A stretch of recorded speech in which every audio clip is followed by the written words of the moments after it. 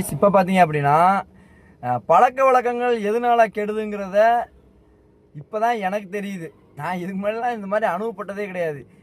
ஏன்னு சொல்கிறீங்க அப்படின்னா, நம்ம டிரைவருங்களே வந்து ஒரு சில பேர் பண்ணுறாங்களான்னு தெரியல. எனக்கு நடந்த சம்பவத்தை உங்களுக்கு நான் ஷேர் பண்ண ஆசைப்பட்றேன். இந்த மாதிரி வந்து உங்களுக்கும் நடந்திருக்கா அப்படிங்கிறத மறக்காமல் கமெண்ட் பண்ணுங்கள். அதே மாதிரி இந்த விஷயத்தை ஷேர் பண்ணுங்கள். ஏன்னா ஷேர் பண்ணால் தான் நிறைய பேருக்கு தெரியல இந்த மாதிரிலாம் பண்ணுவாங்களா அப்படின்ட்டு. சரிங்களா?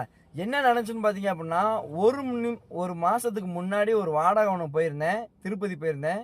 அது பிடிச்சி விட்டதும் பார்த்தீங்க அப்படின்னா, ஒரு டிரைவர் தான் பிடிச்சி விட்டாப்புல. அது என்ன நினச்சுன்னா, கஸ்டமர்கிட்ட எனக்கு தெரியாமலே ஒரு 1000 ரூபா வாங்கிட்டாப்புல. சரி, நான் வாங்கினது தப்பு சொல்ல. அந்த 1000 ரூபா வந்து இன்னமும் நான் போட்டு விடவே கிடையாது. சரிங்களா? 1000 ரூபாய்க்கு இந்தான்னு இழுத்துக்கிட்டே இருக்காப்புல. இதனால என்ன நடந்துச்சு அப்படின்னா, ஒரு 500 ரூபா போட்டுட்டு இன்னொரு 500 ரூபா கேட்கறதுக்கு நான் ஃபோன் அடித்தா நாட் ரீச்சபிள்னே வருது. சரிங்களா?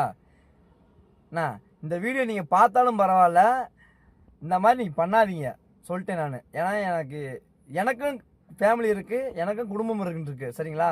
நீங்கள் பிடிச்சி விட்ட வாடகையும் கம்மியான வாடகை தான். சரிங்களா?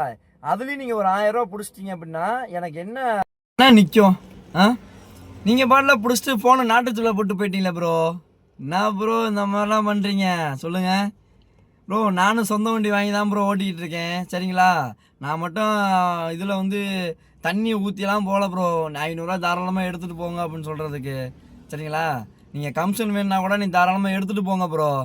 இந்த மாதிரி 500 1000லாம் பிடிச்சிட்டு போய் என்ன உங்களுக்கு நடந்திருக்கு அப்படின்னா மறக்காமல் கமெண்ட் பண்ணுங்கள். சரிங்களா? இந்த மாதிரி யாருக்கும் நடக்கக்கூடாது. நீங்களும் ஷேர் பண்ணுங்கள். இந்த மாதிரி நடக்காத அளவுக்கு இந்த பழக்க வழக்கத்தை நீங்கள் கட் பண்ணிடுங்க நான் சொல்ல வரேன். சரிங்களா? இந்த மாதிரிலாம் நம்மளுக்கு இந்த பழக்க வழக்கமே நமக்கு தேவையில்லை. நீ கொடுக்குற வாடகை ஏதோ தெரிஞ்சவங்கன்னு சொல்லி நம்ம எடுத்துகிட்டு போகிறோம். அதுலேயும் நீ 1000 ரூபா பிடிச்சி அது எனக்கு தெரியாமல் நீ எடுத்துகிட்டு போகிற அப்படின்னா இது என்ன ப்ரோ சொல்லுங்கள்? நடப்போங்க.